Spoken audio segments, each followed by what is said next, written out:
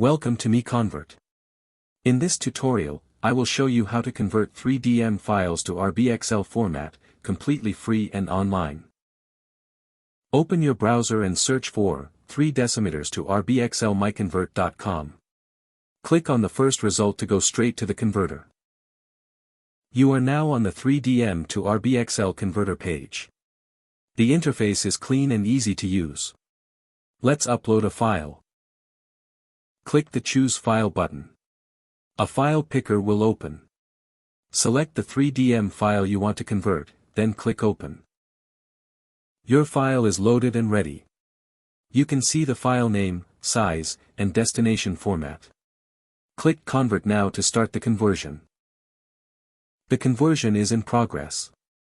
You can see the progress bar moving. This usually takes just a few seconds. Done. Your file has been successfully converted. Click Download to save the RBXL file to your computer. That's it. Visit MiConvert.com for more free conversion tools. Subscribe for more tutorials. Thanks for watching.